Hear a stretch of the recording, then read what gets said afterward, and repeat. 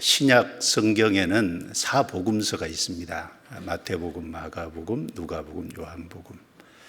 네, 구약에도 복음서가 있다. 물론 구약은 오실 그리스도를 증거하는 건데 그 중에 구약의 복음서라고 일컬어지는 것이 이사야서입니다. 이사야서는 예수님 오시기 약 700년 전에 이사야 선지자를 통해서 하나님 주신 말씀인데요.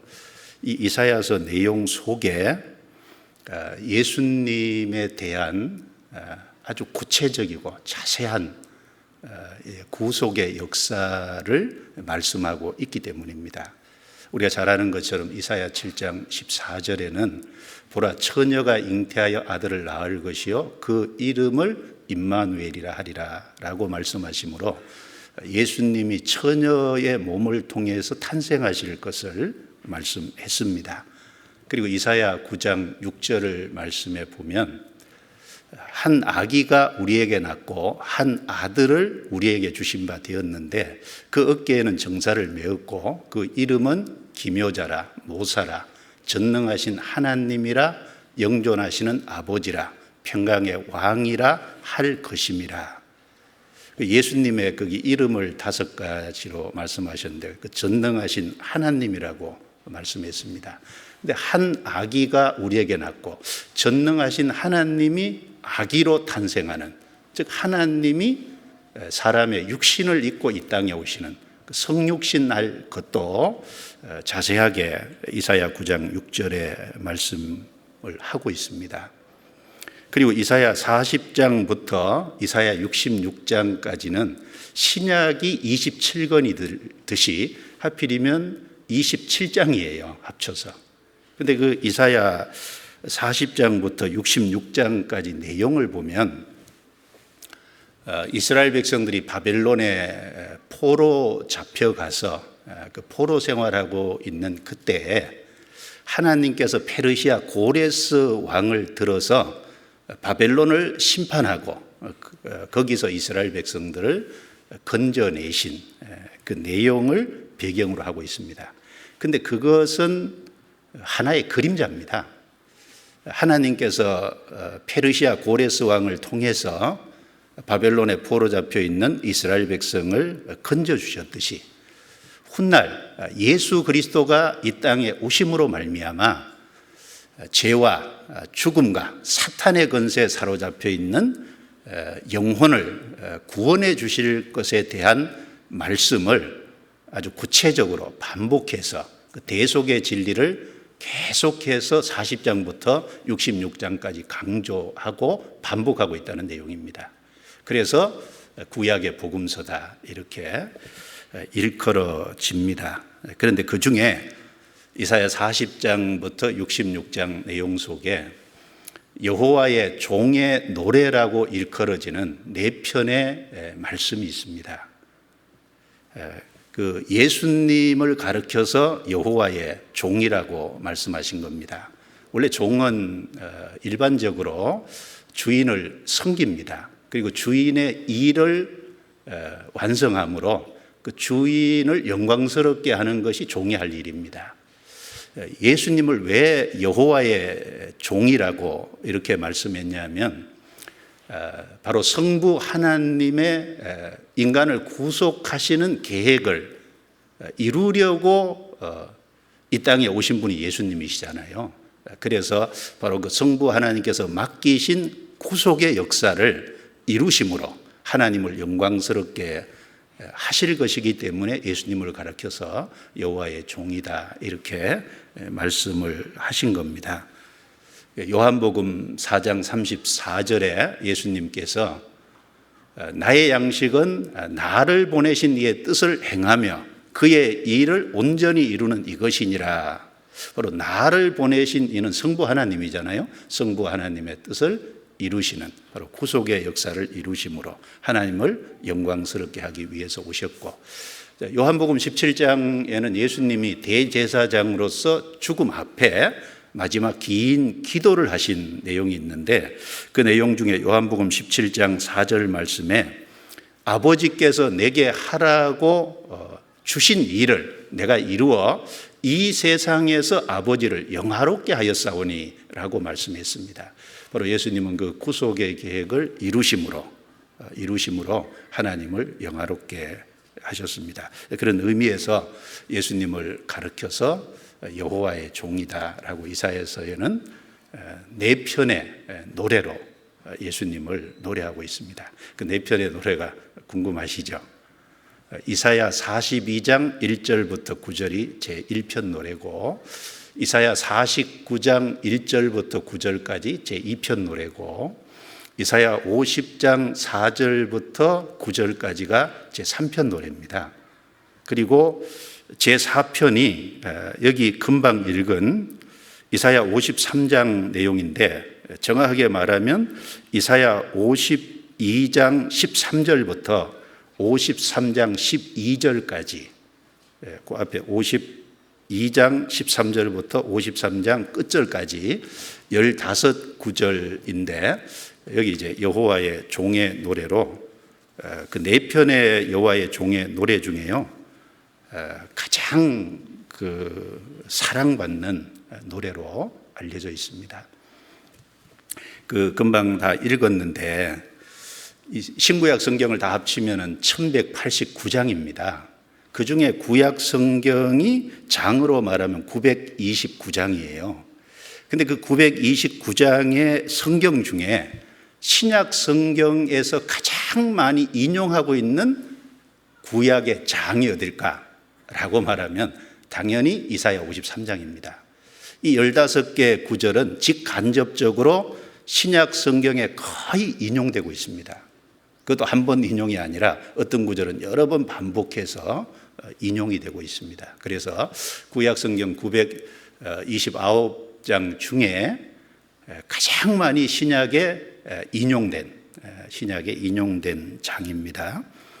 그리고 이 이사야 53장은 유대인들에게는 유대 사회에서는 금기서로, 읽으면 안 되는 금서로 알려져 있습니다. 자, 유대인들이 왜 이사야 53장을 금서로 정했을까? 그거는 이제 정확지는 않습니다. 그런데 유대인들은 보통 그 유대인 명절이 되면 유대인들이 모일 때, 해당이나 각 장소에 모일 때 모세 오경을 토라고 하는데, 그 모세 오경을 읽고 그리고 모세 오경을 낭독합니다. 그리고 하프토라라고 해서요, 시편하고 이사야부터 말라기까지 17편의 선지서 중에 발췌한 말씀들이 있어요. 시편하고 그 선지서 일부를 합쳐서 만든 걸 하프토라라고 합니다. 그 하프토라를 역시 읽고 낭독해요. 근데 그 하프토라 속에 처음에는 이사야 53장이 삽입이 돼 있었다고 합니다. 그런데 언제부턴가 그 이사야 53장이 거기서 빠졌다는 거예요. 그리고 유대인들이 구약 성경 이사야서를 배울 때는 이사야 52장부터 54장까지는 배우지 않고 건너뛴다고 합니다. 그러니까 유대인으로서 태어나서 평생 살면서 이스라엘 사회 속에서 이사야 53장은 한 번도 접하지 못하고 유대인들이 살아가는 거예요. 제가 그 영상을 몇 개 이렇게 봤습니다. 영상을 인터넷에 몇 개 보니까 그 내용 속에 이사야 53장이 구약 성경이라고 말하지 않고 이 내용을 1절부터 12절까지 쭉 읽어주는 거예요. 읽어주고 이 내용에 어울리는 사람이 누구냐 이렇게 유대인들에게 쭉 물으니까요, 유대인들이 한결같이 예수 그리스도라고 대답합니다. 읽으면 예수 그리스도밖에 생각이 안 나요. 여기 가장 적절한 인물이. 유대인들도 예수 그리스도라고 대답을 해요. 그런데 이 내용이 구약 성경에 있는 내용이다, 이사야서 53장이라고 얘기하면 유대인들이 한결같이 깜짝 놀랍니다. 그리고 이걸 평생에 한 번이라도 접한 적이 있느냐 이렇게 물으니까 유대인들이 한 번도 접한 적이 없다고.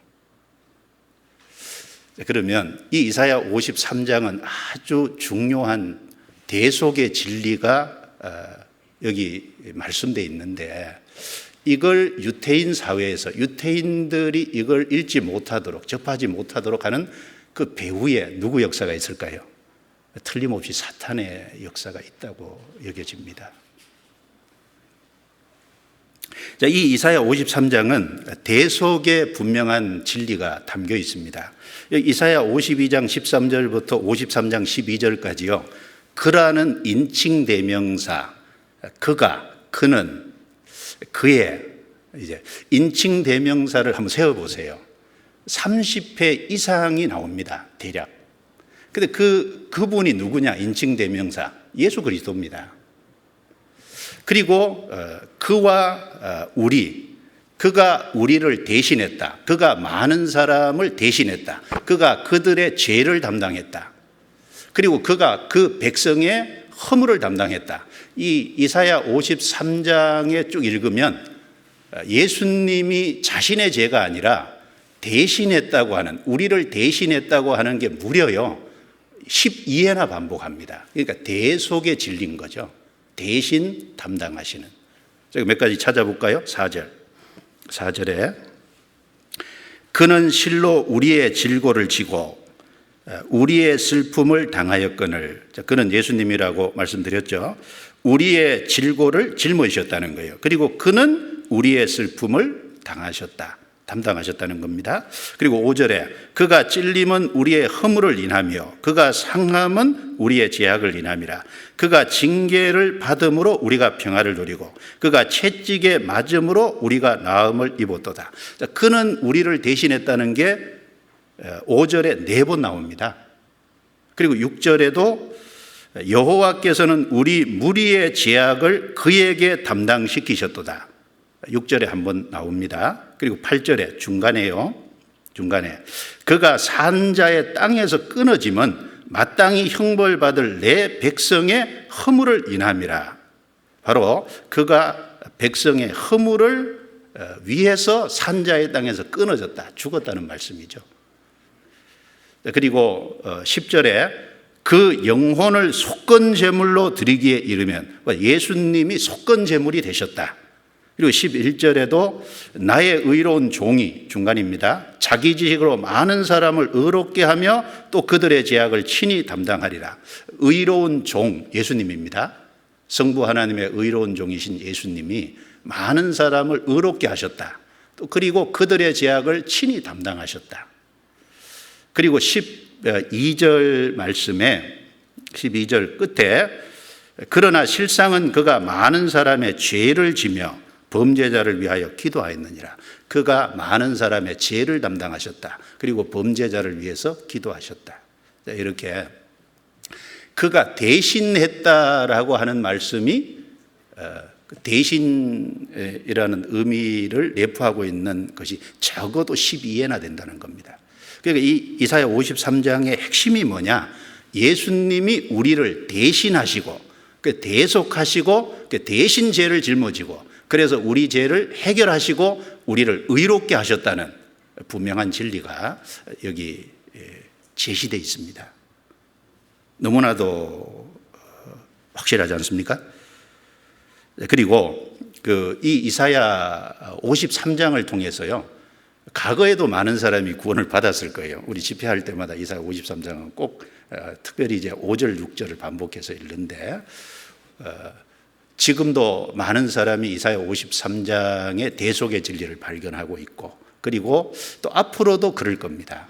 그리고 신약 성경 사도행전 8장 내용에 보면요, 에디오피아 여왕 간다게의 국고를 맡은 큰 권세가 있는 내시가 나옵니다.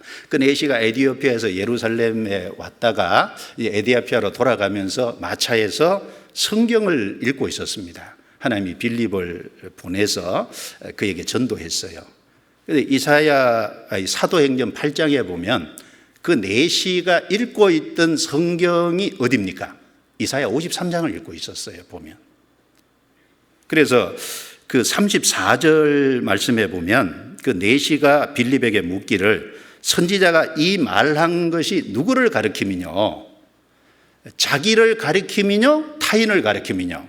그래서 빌립이 이 글에서 시작하여 예수를 가르쳐 복음을 전했다고 했습니다. 바로 이 이사야 53장 그는 틀림없이 예수 그리스도를 가르칩니다. 그래서 에디오피아 내시도 바로 이 이사야 53장을 통해서 진리를 깨달은 바로 이분이 예수 그리스도라고 하는 그 대속의 진리를 발견을 했습니다. 여러분 네덜란드 화가 중에 이 범프 이제 렘브란트라는 분이 있는데 그 누가복음 15장에 돌아온 탕자의 그림을 그린 분으로 아주 잘 알려지고 유명한 분입니다. 근데 그분이 십자가에 못 박히시는 예수님에 대한 그림을 그렸어요. 나중에 인터넷 좀 찾아보시면 되는데, 근데 그 십자가에 못 박는 그 장면을 그리면서 그 군중 속에 자기 얼굴을 그려넣습니다.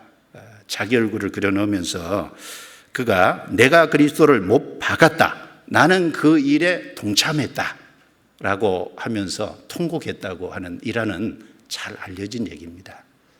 그리고 그가 예수님이 십자가에서 죽으신 이후에 그 시신이 내려지는 장면도 달리는 장면뿐 아니라 그 시신을 내리는 장면도 그가 그렸는데 28세에 그린 그림이 있고 45세에 그린 그림이 있어요.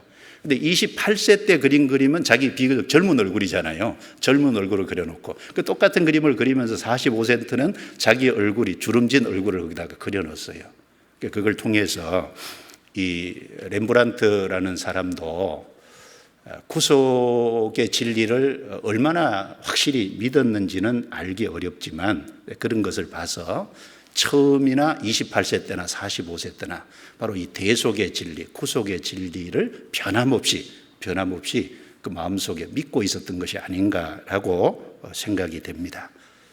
성경의 고린도전서 2장 2절에 바울 사도가 고린도에 편지를 보내면서 내가 너희 중에서 예수 그리스도와 그의 십자가에 못 박히신 것 외에는 아무것도 알지 아니하기로 작정하였다 그랬습니다. 이 성경 전체의 가장 중요한 진리가 뭐겠습니까? 바로 대속의 진리, 바로 우리를 구원하신 진리, 그리고 구속의 진리, 바로 십자가를 통한 구속의 진리가 성경 전체 가장 중요한 핵심이지 않습니까? 스펄전은 평생 그 사실을 전했는데 스펄전 말년에 어떤 기자가 스펄전에게 당신이 평생 전한 핵심적인 메시지를 한마디로 요약하면, 한 문장으로 요약하면 뭐라고 할 수 있습니까? 스펄전이 거침없이 대답하기를 그가 나를 위해서 죽으셨다. 나는 그걸 평생 전했습니다. 그 얘기를 했다고 하잖아요. 바로 이 대속의 진리를 한 장 안에 가장 구체적이고 자세하게 말씀한 성경이 이사야 53장입니다. 배우고 싶은 마음 드시죠? 이사야 50, 그래서 2장 바로 13절부터 53장 12절까지를요 한번 좀 구체적으로 찬찬히 읽으면서 좀 개인적으로 묵상하는 시간을 가지면 참 개인 신앙에 도움이 되겠다, 이런 좀 부탁을 드리고 싶습니다. 자, 오늘은 그 12절 말씀을 좀 살펴보려고 합니다. 시간 되는 대로 12절.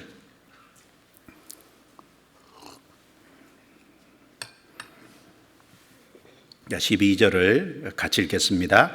이러므로 내가 그로 존귀한 자와 함께 분깃을 얻게 하며 강한 자와 함께 탈취한 것을 나누게 하리니 이는 그가 자기 영혼을 버려 사망에 이르게 하며 범죄자 중 하나로 헤아림을 입었습니다.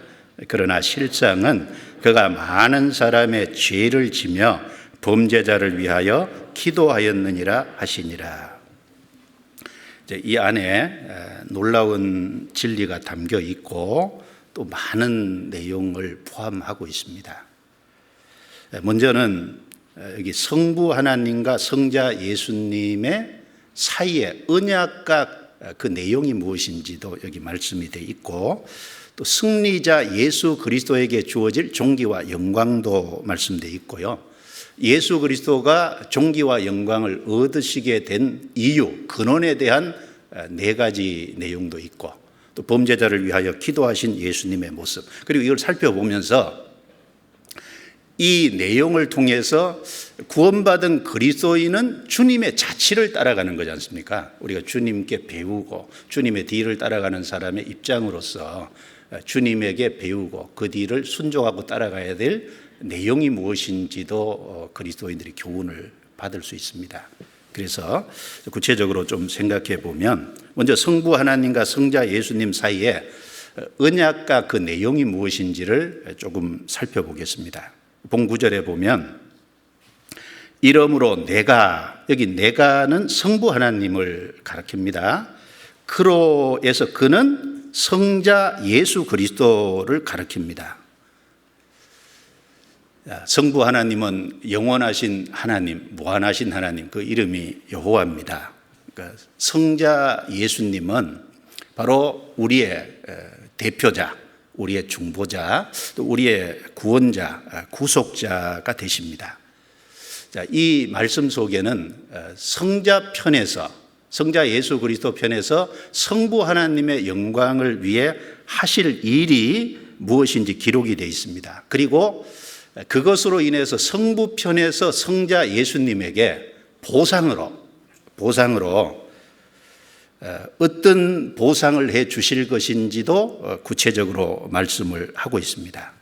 먼저 성자 예수 그리스도 편에서는 5절에 있는 말씀처럼 찔리고 상하시고 그리고 그가 징계를 받으시고 채찍에 맞으셨습니다. 그럴 뿐 아니라 여기 12절에 자기 영혼을 버려 사망에 이르게 하셨습니다. 자, 자기 목숨을 내놓으셨습니다. 그리고 범죄자 중 하나로 헤아림을 입으셨습니다. 그리고 예수님은 많은 사람의 죄를 지셨습니다. 그리고 범죄자를 위해서 기도하신 것입니다. 바로 이것이 우리를 위한 동시에 바로 성부 하나님이 계획하신 그 계획을 이루기 위해서 오셨으니까 바로 성부 하나님의 뜻과 일을 행하심으로 성부 하나님께 영광을 돌려드린 일입니다. 거기에 대해서 성부 하나님은 보상해 주시겠다고 약속을 하셨죠. 그래서 내가 그로 종기한 자와 함께 분깃을 얻게 하며 강한 자와 함께 탈취한 것을 나누게 하리니, 두 가지를 약속하셨습니다.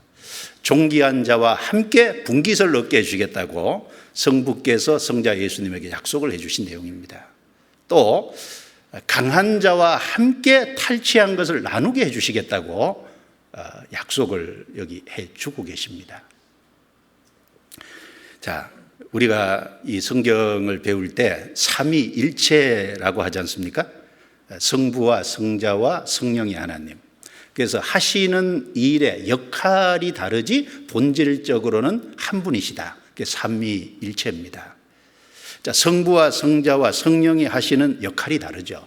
성부 하나님은 구원을 계획하시고 또 구약 수천 년 역사 속에서 성자 예수 그리스도가 이 땅에 오실 무대를 준비하시는 일을 실제 성부께서 하셨습니다.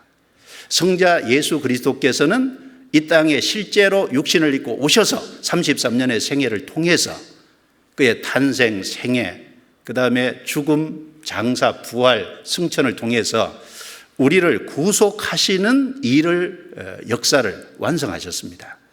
바로 성부가 계획하고 성자가 완성하신 그 복음을 이제 성령 하나님께서 전하십니다. 우리 시대는 그래서 성령 시대라고 합니다. 교회 시대, 성령 시대.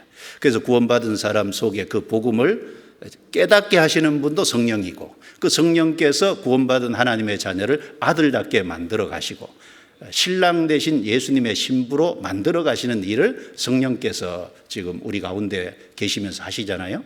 그 성부, 성자, 성령 삼위일체 하나님이 자, 이 세상을 창조하시기 전에 영원 속에서 그것을 언약하셨다는 겁니다. 성부가 하시기로 한 일, 성자가 하시기로 한 일, 성령이 하시기로 한 일을 그 일을 세상을 창조하기 전부터 이미 영원 속에서 언약하신 일입니다. 그 언약하신 일을 우리는 성경을 통해서 부분 말씀하신 계시를 통해서 이런 내용을 서로 약속하셨구나. 우리가 그것을 성경을 통해서 좀 발견하고 알 수 있습니다. 자, 그리고 또 한 가지는 여기 성부께서 성자에게 약속하신 내용을 보면 내가 그로 존귀한 자와 함께 분깃을 얻게 하며 강한 자와 함께 탈취한 것을 나누게 하리니 약속입니다. 그런데 여기 존귀한 자, 강한 자 누구를 가리킬까요? 여기서 말씀하는 존귀한 자, 강한 자는 구원받은 성도를 가리킵니다. 조금 이따 자세히 말씀드리겠습니다. 여기 강한 자가 원래 단수가 아니고요. 원문에 보면은 복수형 명사인데 강한 자들입니다. 그래서 존귀한 자들과 함께 분깃을 얻게 하며 강한 자들과 함께 탈취한 것을 나누게 하리니 원래 원문에 그렇게 복수형으로 말씀되어 있습니다. 그러니까 여기 존귀한 자, 강한 자는 틀림없이 성부 하나님께서 말씀하신 내용인데 구원받은 구속받은 성도를 가리키는 것이 너무나 분명합니다.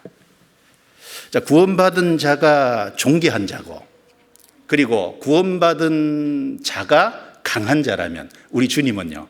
우리 주님은 더욱 존귀한 분이시죠. 그리고 우리 주님은 더욱 강한 승리자시잖아요.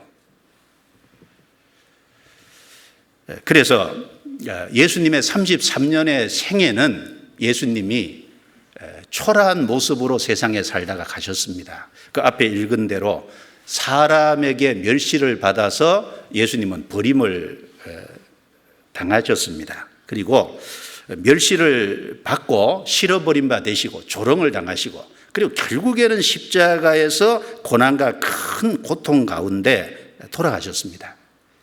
그러나 그것은 과거의 지난 일이잖아요. 이제는 주님이 부활 승천하셔서 존귀와 영광을 얻고 계시지 않습니까? 그래서 이사야 52장 13절을 앞에 보겠습니다. 주님의 33년의 생애는 초라한 모습으로 사시다 가셨지만 지금은 존귀와 영광을 얻고 계십니다. 이사야 52장 13절 같이 읽겠습니다. 여호와께서 가라사대 보라 내 종이 형통하리니 받들어 높이 들려서 지극히 존귀하게 되리라. 여기서도 성부 하나님이 성자 예수님을 가르쳐서 내 종이 형통하리니, 형통하다는 말은 아무 일도 어려움도 없다 그 말이 아니고 바로 성부 하나님의 뜻을 이 땅에 이루시기 위해서 오셨는데 그 성부 하나님의 뜻을 이루는 데는 형통하다 그 말입니다. 그리고 결국은 그 일을 이루시고 여기 존귀하게 되리라. 예수님 오시기 700년 전의 말씀입니다. 그런데 지금은 존귀하게 되셨죠. 부활 승천해서 존귀와 영광을 얻고 계시지 않습니까? 그런데 앞에 수식어가 세 단어가 나옵니다. 받들어 높이 들려서 지극히 존귀하게 되리라. 예수님은 받들어 존귀하게 되셨고 높이 들려서 존귀하게 되셨고 그리고 지극히 존귀하게 되셨습니다. 성도가 존귀한 자라면 예수님은 더욱 존귀한 자입니다. 왜 예수님이 이렇게 높이 받들어 들려서 존귀하게 되시냐? 그는 우리를 구원하시는 일, 우리를 위해서 대속하시는 일, 구속의 일을 완성하셨기 때문에 존귀와 영광을 얻으신 겁니다. 그 내용이 신약 성경에도 말씀되어 있죠. 자, 빌립보서 2장 5절부터 8절 말씀에 보면 우리를 구속하신 내용이 나옵니다. 너희 안에 이 마음을 품으라. 곧 그리스도 예수의 마음이니 그는 근본 하나님의 본체시나 하나님과 동등됨을 취할 것으로 여기지 아니하시고 자기를 비어 종의 형체를 가져 사람들과 같이 되셨고 사람의 모양으로 나타나셨으며 자기를 낮추시고 죽기까지 복종하셨으니 곧 십자가에 죽으심이라. 예수님은 하나님이시지 않습니까? 그런데 그 하나님과 동등됨을 취할 것으로 여기지 않고 자기를 비웠다는 게 뭘 말합니까? 그 영광의 놀라운 그 보좌를 버리고 오신 거예요. 사람의 모양으로 오셨고 그리고 사람의 모양으로 오셨는데 자기를 더욱 낮춰서 십자가에까지 죽으셨지 않습니까? 그 결과 성부 하나님이 성자에게 해주신 보상이 무엇일까요? 2장 9절부터 11절에 이런 말씀이 나옵니다. 이러므로 하나님이 그를 지극히 높여 모든 이름 위에 뛰어난 이름을 주사 하늘에 있는 자들과 땅에 있는 자들과 땅 아래에 있는 자들로 모든 무릎을 예수의 이름에 꿇게 하시고 모든 입으로 예수 그리스도를 주라 시인하여 하나님 아버지께 영광을 돌리게 하셨느니라 라고 말씀했어요. 이름으로 하나님이잖아요. 바로 예수님이 구속의 일을 하셨기 때문에, 우리를 구원하는 일을 완성하셨기 때문에 하나님이 주신 보상입니다. 하나님이 그를 지극히 높여 모든 이름 위에 뛰어난 이름을 주셨다. 여러분, 예수라는 이름보다 더 존귀한 이름이 어디 있겠습니까? 알지 못하는 사람은 예수님을 세계 4대 성인 중에 한 분이라고 얘기하는데 말도 안 됩니다. 석가나 공자나 소크라테스는 단지 피조물인 한 인간에 불과합니다. 어떻게 그 사람들을 예수님 옆에 놓을 수 있겠어요? 그 사람들은 다 예수님 발 아래로 내려와야 마땅합니다. 모든 이름 위에 뛰어난 이름을 주셨습니다. 여러분, 우리를 구원하시는 이름이 예수 외에 있습니까? 사도행전 4장 12절에 천하 인간의 구원을 얻을 만한 다른 이름을 우리에게 주신 일이 없지 않습니까? 가장 뛰어난 이름, 가장 존귀한 이름을 얻으셨습니다. 예수 그리스도, 바로 예수님이 구세주라고 하는, 우리의 구원자라고 하는 놀라운 모든 이름 위에 뛰어난 이름을 얻으셨습니다. 그리고 또 모든 무릎으로 예수의 발 앞에 꿇게 하시고 모든 입으로 예수 그리스도를 주라 시인하게 하셨다. 그 모든 무릎은 모든 입이라는 것은요, 구원 못 받은 불신자까지 다 포함합니다. 그 앞에 말씀에 하늘에 있는 자들, 구원받고 먼저 가신 분들이죠. 땅에 있는 자들, 땅에 살고 있는 자입니다. 땅 아래에 있는 자들은 누굴 말하겠습니까? 땅 아래에 있는 자들은 구원받지 못한 불신자를 가리킵니다. 그래서 시편 22편 29절 말씀에 보면 땅에 모든 풍비한 자가 먹고 그를 경배할 것이요 진토에 내려가는 자, 곧 자기 영혼을 살리지 못할 모든 자도 다 그 앞에 절하리로다. 그러니까 진토에 내려가는 자, 자기 영혼을 살리지 못할 때 구원 못 받은 사람이잖아요. 땅 아래에 있는 자, 구원 못 받은 불신자들도 주님의 무릎에 다, 주님 앞에 무릎을 다 꿇을 것이라는 겁니다. 모든 입으로, 불신자들 입조차도 예수님을 시인하게끔 만든다는 겁니다. 그래서 하나님이 예수님에게 주신 보상은 너무나도 놀랍죠. 모든 이름 위에 뛰어난 이름, 모든 무릎으로 꿇게 하시고 모든 입으로 주라 시인하게 하시는, 그것은 성부께서 성자에게 주신 약속입니다. 주님은 지금은 존귀와 영광을 얻고 계시고 구원받은 사람들에게 존귀와 영광을 얻으십니다. 재림하실 때는 더욱 존귀와 영광을 얻으시겠죠. 천년왕국에서는 더욱더 존귀와 영광을 얻으실 겁니다. 영원한 천국에서는 더욱 영광과 존귀를 얻으실 겁니다. 여러분, 요한계시록 4장에 보면 하늘이 열리고 사도 요한을 끌어올렸어요. 이리로 올라오라. 사도 요한이 천상에 올라가서 보니까 주님이 보좌에 앉으셨습니다. 그리고 주변에 24보좌가 있고 24장로들이 앉아 있어요. 그 24장로는 신구약 성도를 대표하는 사람들입니다. 그리고 24장로가 흰옷을 입고 머리에는 금면류관을 쓰고 있었다고 했습니다. 흰옷은 뭘까요? 요한계시록 7장에 보면 주님의 피에 씻어 그 옷을 희게 하였느니라. 바로 구원받은 성도입니다. 피로 깨끗함을 받은 사람들. 그 금면류관은 뭘까요? 금은 영광을 가리키지 않습니까? 영원한 것을 가리키고, 그래서 금면류관은 영광을 가리킵니다. 그런데 천사들이 그 주님을 찬양하고, 그리고 이 24장로가 주님 앞에 경배하고, 그 요한계시록 4장의 마지막에 24장로들이 자기들이 쓰고 있는 금면류관을 모두 주님 앞에 던지는 내용이 나와요. 그리고 주님을 찬양하는 내용이 나옵니다. 경배와 영광을 받으시기에 합당하시니이다. 그게 뭘 말할까요? 우리가 구원받은 것도 주님으로 말미암아 구원받았고, 우리가 주님 앞에 바르게 사는 모든 것도, 주님 앞에 받는 영광도 다 주님이 도우셔서 된 것입니다. 그래서 그 영원한 천성에서 우리가 모든 영광을 주님께 다 돌려드릴 것을 말씀합니다. 주님께 돌릴 것을 말하는 거예요. 그때 주님은 가장 영광을 얻으실 겁니다. 내 종이 형통하리니 받들어 높이 들려서 지극히 존귀하게 되리라. 그 말씀이 이루어질 겁니다. 주님은 존귀한 자십니다. 그리고 주님은 강한 자십니다. 자, 주님은 승리자라는 말씀이죠. 예수님은 강한 자로, 강한 자, 원수와 싸워서 원수를 정복하심으로 탈취한 것을 가지신 승리자입니다. 바로 죄와 죽음과 사탄의 권세를 정복하심으로 승리자가 되었습니다.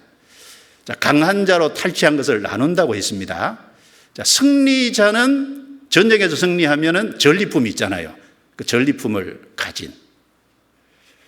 자, 예수님은 받을 분깃과 예수님께서 강한 자로 탈취한 것이 뭘까요? 구체적으로는 마귀의 손에 사로잡혀 있는 구원받은 영혼입니다. 그것이 주님의 분깃이고 그것이 주님이 마귀로부터 뺏은 거예요. 탈취한 것입니다. 자, 여기 접고요. 접고 이사야 49장을 보겠습니다. 49장.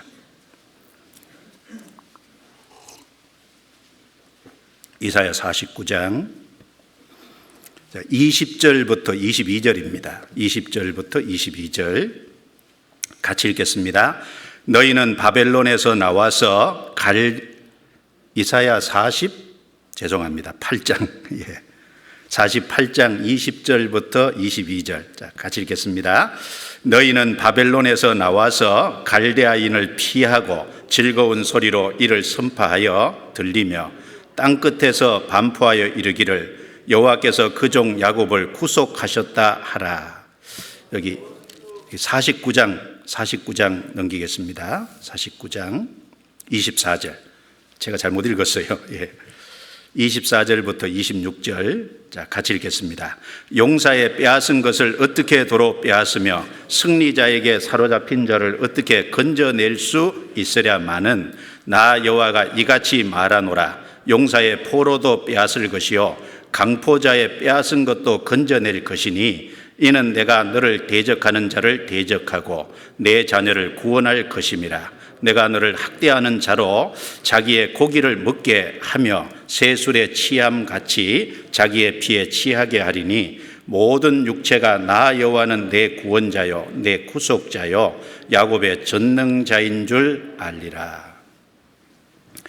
죄송합니다. 제가 48장 49장 헷갈렸습니다.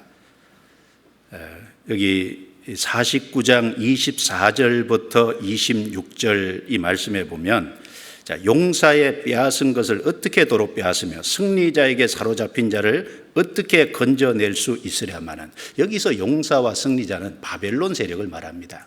이스라엘 백성들을 포로로 잡아가고 그리고 이스라엘 땅에서 모든 것을 빼앗아간 그 바벨론을 용사와 승리자로 여기 언급을 했습니다. 자, 비록 바벨론이 용사고 그리고 바벨론이 비록 승리자지만 하나님은 바벨론 세력하고 비교 안 되시는 분이죠. 하나님은 전능자고 그리고 구원자고 구속자십니다. 그래서 그 하나님이 바벨론에 포로 잡혀가 있는 이스라엘 백성들을 다시 건져내실, 다시 사로잡으실 것, 그리고 빼앗긴 모든 것을 다시 되찾아 오실 것을 여기 말씀하신 겁니다. 그런데 이건 그림자예요. 이것은 뭘 말할까요? 훗날 예수 그리스도께서 바로 마귀와 싸워서 마귀의 손에 사로잡혀 있는 영혼들을 다시 사로잡을 것에 대한 하나의 예표고 그림자의 모습입니다. 자, 이 성경을 인용한 내용이 신약 성경 누가복음 11장에 말씀되어 있습니다. 찾아보겠습니다. 누가복음 11장. 누가복음 11장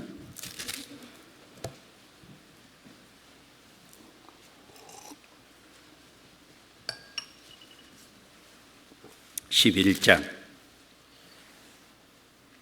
20절 말씀부터 22절까지입니다.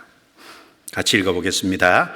그러나 내가 만일 하나님의 손을 힘입어 귀신을 쫓아내는 것이면 하나님의 나라가 이미 너희에게 임하였느니라.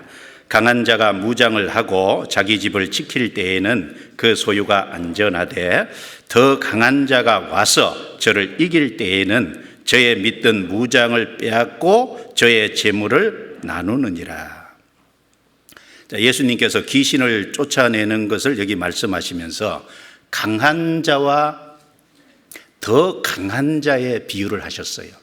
여러분, 바벨론이 용사고 승리자지만 하나님은 그 바벨론 세력보다 더 강하시니까 그 바벨론 세력에 붙잡혀 있는 이스라엘 백성들을 다시 사로잡아서 회복시켜 주셨지 않습니까? 여기 강한 자는 마귀입니다. 더 강한 자는 예수님이시죠. 바로 더 강한 자이신 예수님이 강한 자 마귀와 싸우시고 마귀를 정복하심으로 말미암아 그 마귀의 손에 사로잡혀 있는 영혼들을 해방시킬 것을 여기 말씀하신 겁니다. 여러분, 사람들이 마귀의 손에 이렇게 붙잡혀 있는 동안에는 마귀를 정복하지 않고는 마귀의 손에 붙잡힌 사람들을 건져낼 수 없잖아요. 그래서 먼저는 여기 무장을 빼앗고 무장해제 시켜야 됩니다. 무장해제 시킬 때 그 마귀가 가지고 있는 재물을 취할 수 있는 거예요. 자, 이걸 말씀하신 이유가 있죠. 바로 예수님은 이 땅에 오신 이유가 바로 죄와 죽음과 마귀의 권세와 싸워서 마귀의 무장을 해제시키고 마귀 손에 사로잡혀 있는 영혼들을 건지기 위해서 오셨다는 겁니다. 그래서 예수님은 무엇으로 승리하셨냐? 십자가로 승리하셨습니다. 그래서 골로새서 2장 14절 15절 말씀에요, 우리를 거스리고 우리를 대적하는 의문에 쓴 정서를 도말하시고 제하여 부리사 십자가에 못 박으시고 정사와 권세를 벗어버려 밝히 드러내시고 십자가로 승리하셨느니라. 거기 정사와 권세가 마귀 세력을 가리키지 않습니까? 정사와 권세를 벗어버렸다는 건 바로 마귀에게 무장해제를 시켰다는 겁니다. 밝히 드러내셨다는 건 마귀의 계계를 폭로시켰다는 것을 말합니다. 그리고 십자가로 승리하셨느니라. 십자가로 승리하심으로 거기서 우리 죄를 해결하시고 이제 거기서 마귀의 머리를 깨뜨리시고 거기서 우리의 영혼을 구속해 내신 겁니다. 그래서 시편 68편 18절에 예수님의 승천을 말씀한 내용이 있습니다. 그 내용에 보면 주께서 높은 곳으로 오르시며 사로잡은 자를 끌고 선물을 인간에게서 또는 패역자 중에서 받으시니라고 말씀하셨습니다. 예수님이 부활 이제 승천하심으로 사로잡은 자를 끌고, 사로잡은 자가 있어요. 그 누구겠습니까? 선물을 인간에서 패역자 중에서 받으신다고 했는데 바로 마귀의 손에 사로잡혀 있는 인간을 사로잡으신 거예요. 죄 있는 사람의 죄를 해결하시고 그 바로 그 죄인을 사로잡으신 겁니다. 그리고 선물을 받으신다는 말은 우리를 구원하신 것도 감사한데 우리가 주님을 섬기고 주님을 위해서 수고하고 헌신하고 충성하는 그 모든 것을 하나님은 우리 손에서도 기쁘게 받으시지 않습니까? 우리를 구원해 주신 것도 감사하고 또 우리로 주님 안에서 살아갈 수 있도록 하신 것도 감사하고 우리의 순종과 희생을 받으신다는 것도 얼마나 감사한 일입니까? 그래서 주님은 존귀한 자고 강한 자입니다.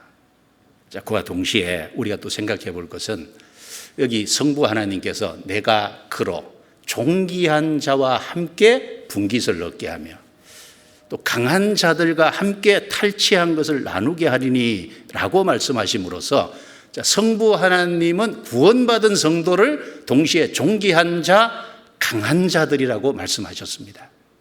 여러분, 구원받은 사람은 세상이 봤을 때는 초라하게 볼 거예요. 세상에 뒤처진 자로 보일 수도 있고 고리타분한 사람으로도 보일 수 있고, 그런데 성부 하나님이 보실 때는 존귀한 자라고 말씀하셨습니다. 강한 자들이라고 말씀하신 거예요. 영어 번역에 보면요, 존귀한 자를 그레이트라고 번역을 했어요. 무슨 뜻입니까? 위대한 자라고 했습니다. 여러분, 이 세상적으로 말하면 위대한 자가 누굽니까? 대통령이나 높은 권력을 가진 사람들을 세상에서 위대한 자라고, 이름 날린 사람들을 위대한 자라고 하겠지만 성부 하나님이 보실 때는 구속받은, 구원받은 성도를 위대한 자로 보신다는 겁니다. 구원받은 성도가 위대한 자입니다. 구원받은 성도들이 강한 자들인 거예요. 구원받은 성도들이 바로 승리자인 겁니다. 여러분, 이 세상에 구원받은 사람보다 더 존귀하고 더 강한 자가 누가 있겠습니까? 구원받은 자는 하나님의 아들입니다. 그래서 요한복음 1장 12절에 영접하는 자 곧 그 이름을 믿는 자들에게는 하나님의 자녀가 되는 권세를 주셨어요. 구원받은 사람은 하나님의 자녀지 않습니까?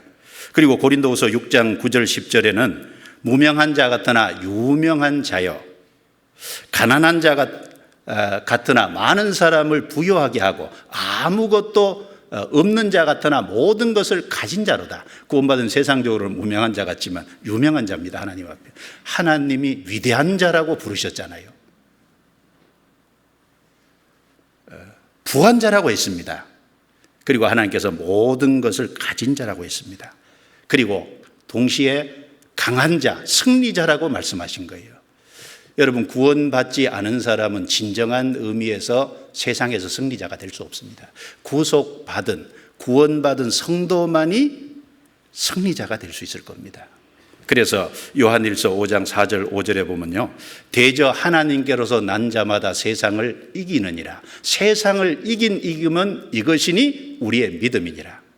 예수께서 하나님의 아들이심을 믿는 자가 아니면 세상을 이기는 자가 누구냐? 라고 말씀하셨거든요. 구원받은 사람이 이 세상을 이길 수 있는 근거는 딱 하나, 믿음입니다.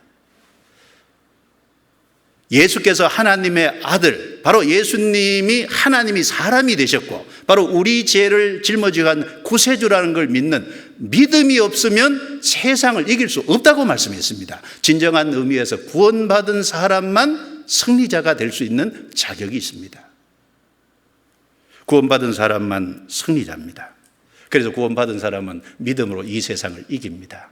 그래서 요한계시록 2장 3장에요 7 교회가 나오지 않습니까? 그 7 교회에 반복되는 말씀 중에 하나가 이기는 자는 반복됩니다. 무엇으로 이깁니까? 요한 1서 5장 4절 5절에 믿음으로 이긴다 그랬잖아요. 믿음으로 세상을 이기거든요. 그것이 특별한 사람을 말하는 게 아니라 구원받은 사람을 가리킵니다. 구원받은 사람들. 그래서 요한계시록 2장 3장에 7번이나 이기는 자는 반복되는데 에베소 교회에 말씀하시기를 이기는 자는 생명나무 과실을 주어 먹게 하겠다. 그 다음에 서머나 교회는 이기는 자는 생명의 면류관을 주겠다.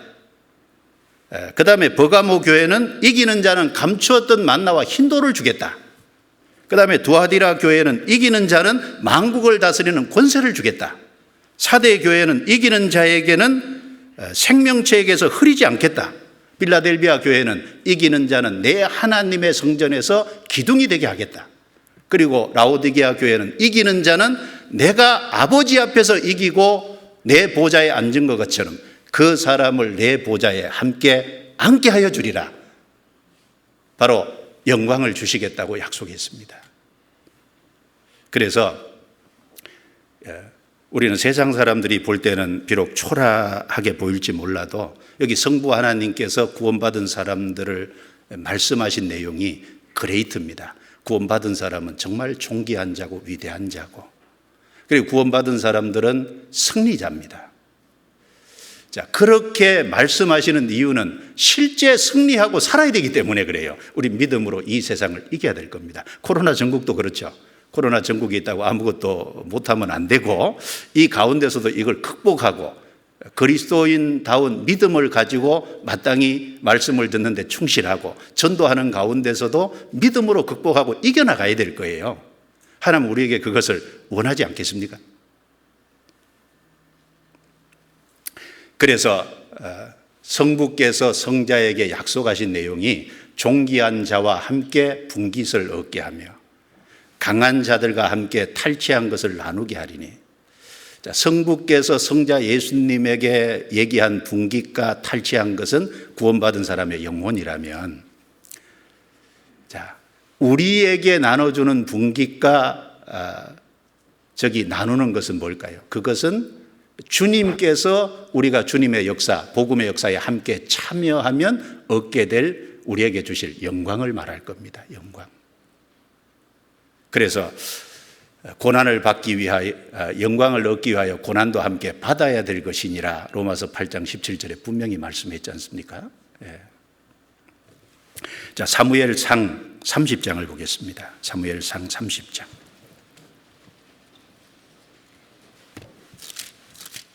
사무엘상 30장.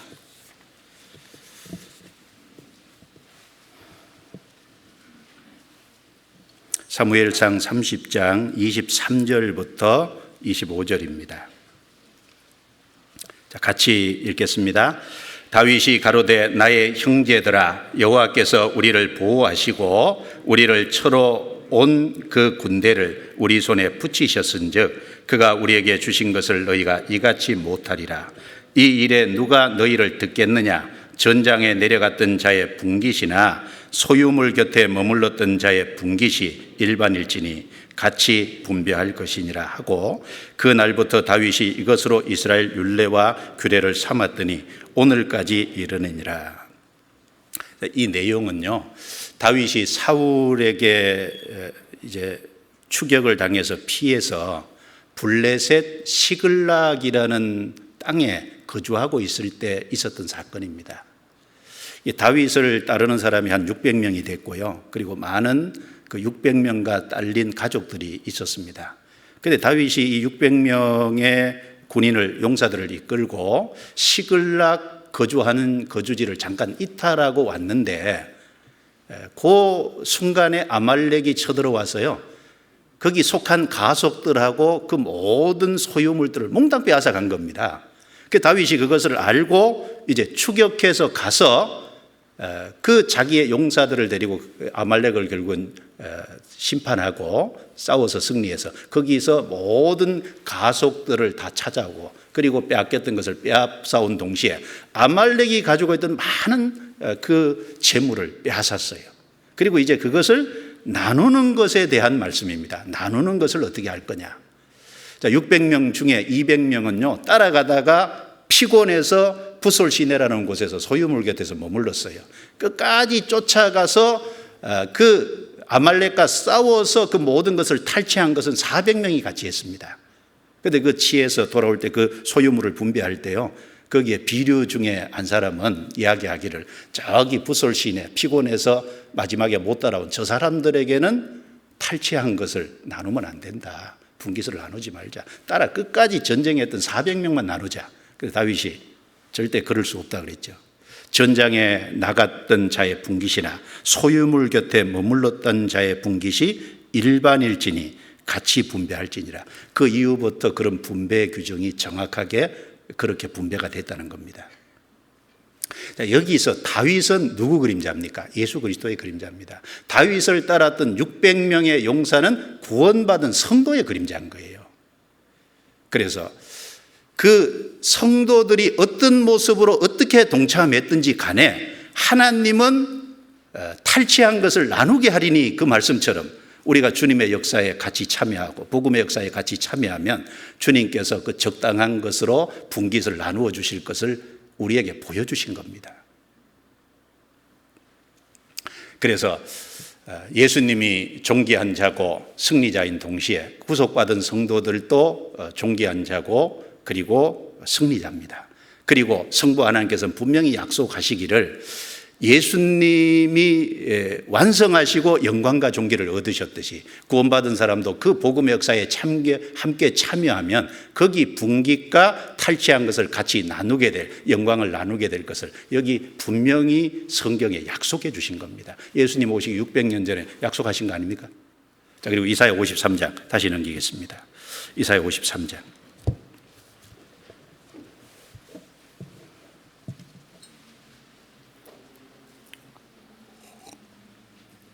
이사야 53장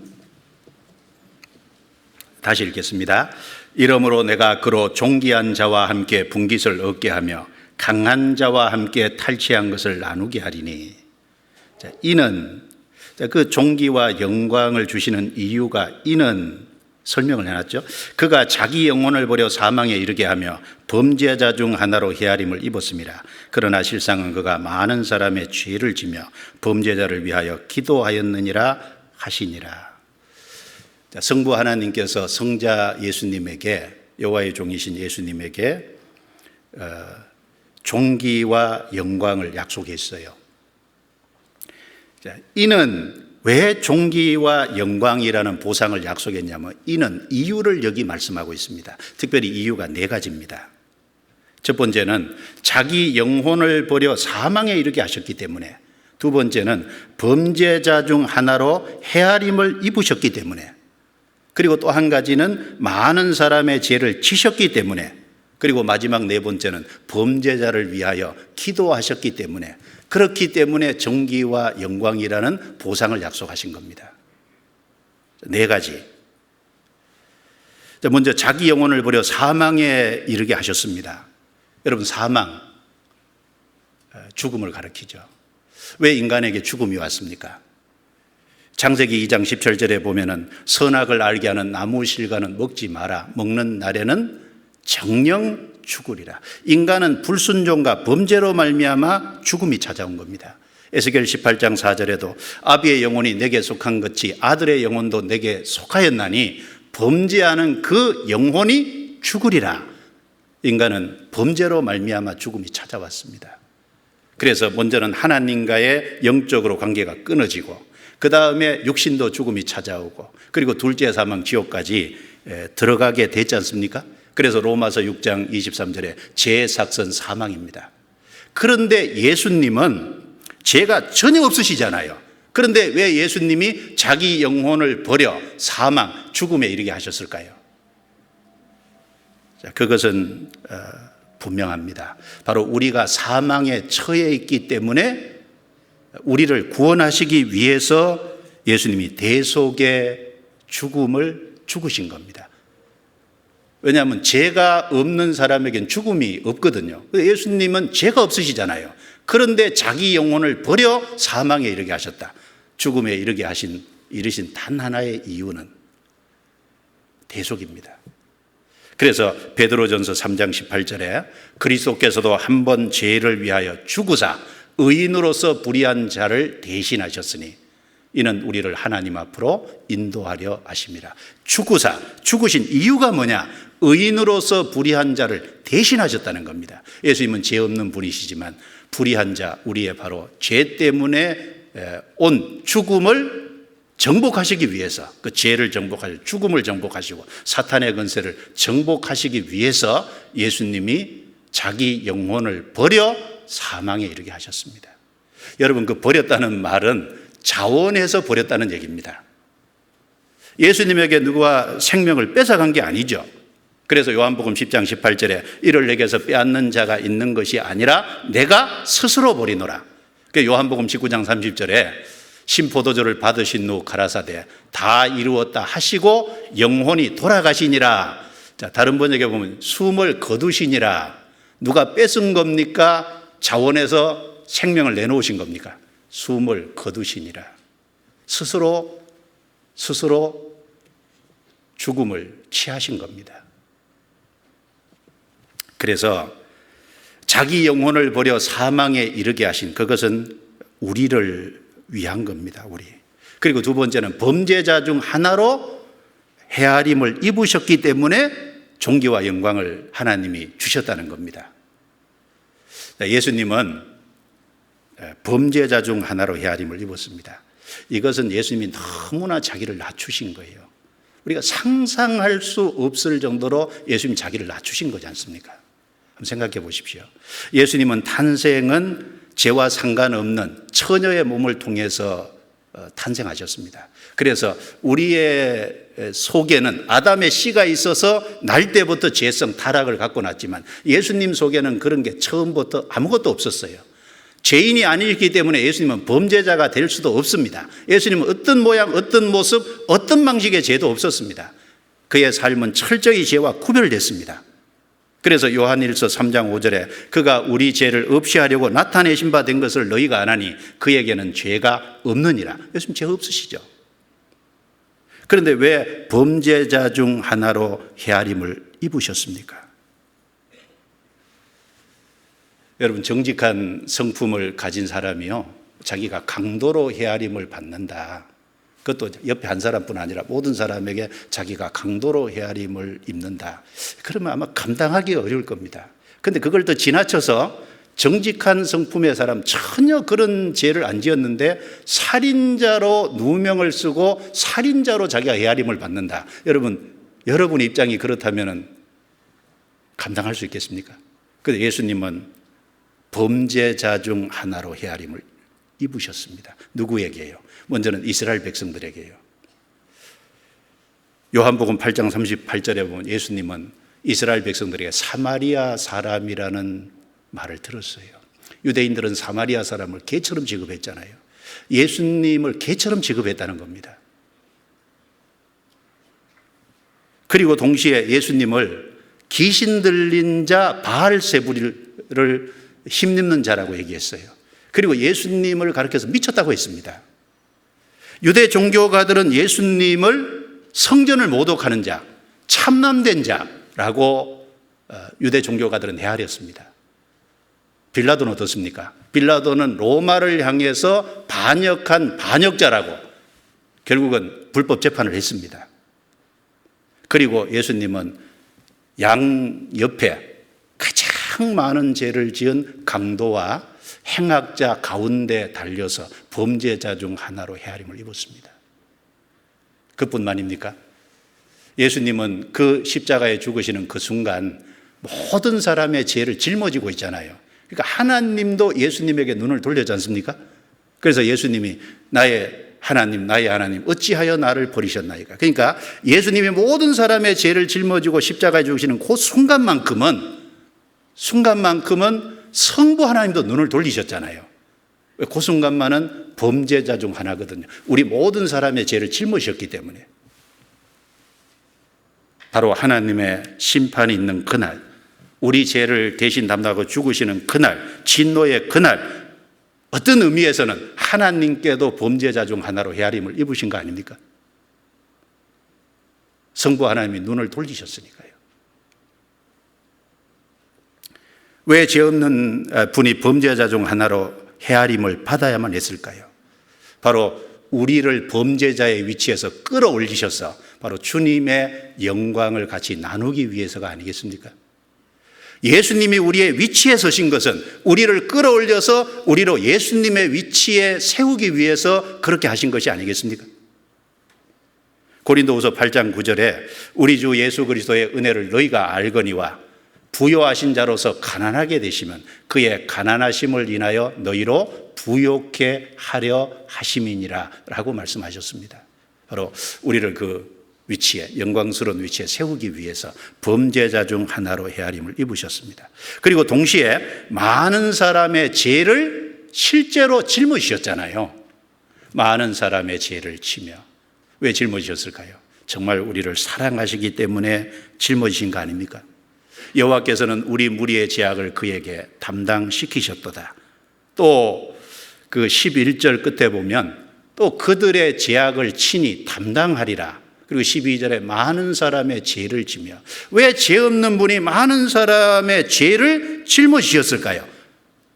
이유는 사랑하시기 때문입니다. 하나님이 세상을 이처럼 사랑하사 독생자를 주셨으니.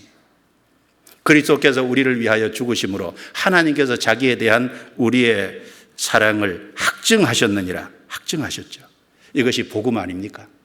이것이 우리에게 기쁜 소식이고 놀라운 거잖아요. 예수님은 속건 제물과 속죄 제물이 되셨습니다.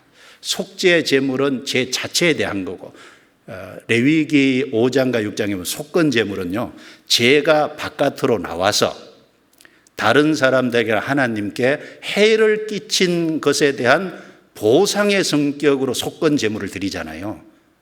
그러니까 속건 제물은 보상의 성격이 있습니다. 예를 들면 남에게 손해를 끼쳤다면 그 손해를 끼친 액수의 5분의 1을 더해서 갖다 주라 그랬어요.